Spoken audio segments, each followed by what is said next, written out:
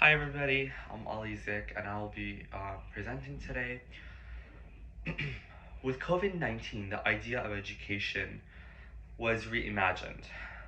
Within a few months of the pandemic, 77% of public education was moved into online learning as the new platform of learning. The idea of education being reimagined had innovated and changed the way that society focuses on education from in the classroom to online. Online education will become the future of education for our society and even in the world. With the news about AI blowing up everywhere, we know that technology will change and advance the way that society looks on education.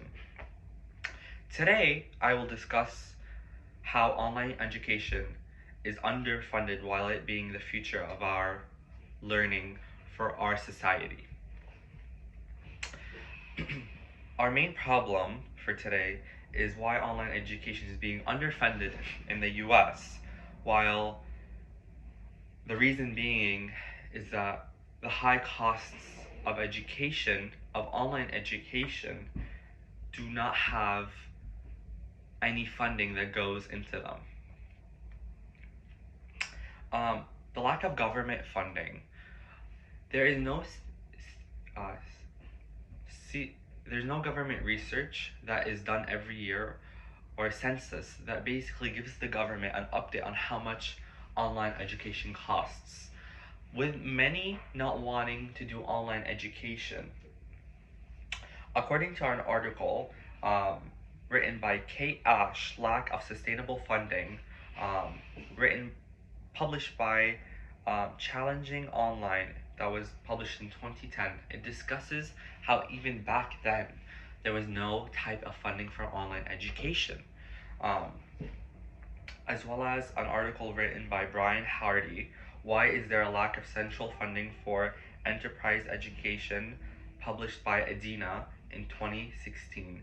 This other article as well lets us know that there's no census or governmental research to basically help them fund the system. The government is not putting much money into the future. They're not concerned as much to why or how the future of online education will be changing. Um, Lack of government funding um, is is the reason why our online education is not as good as it could be. Um, the solution to that would be to create a better budget that would suit the education by area, and that can be done by a census that the government can send out to estimate how many students will be studying or learning online. Um, According to an article that was written by Natalia Strakora, Evolution of Three Educational Use, that was published in 2015 by The Online Educator, and it discusses how there's three types of learnings and people can either do online, they can do in person, and the third one, they can either do self or like just by reading or just doing some regular research, which is a little bit different than what we'll be focusing on for today. Um, Lastly, I wanted to discuss how creating that budget or funding would create a better online education, since it is the future, because it will advance our technology.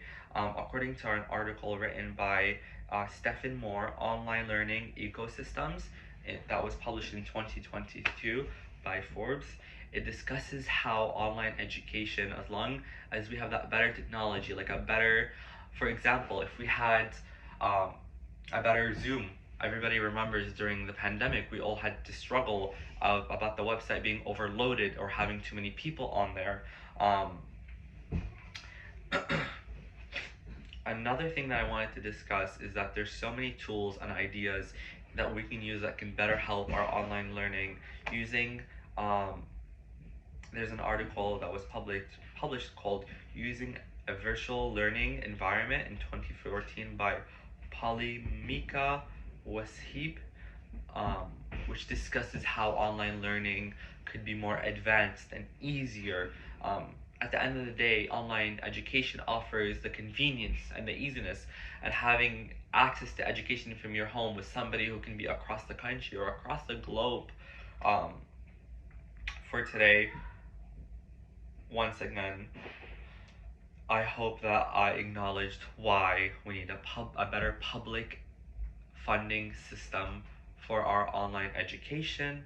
Um, Education is the fundamentals of our society, and it's the only way that our society can advance. And to better ourselves, we need to have better public funding for our education. Thank you.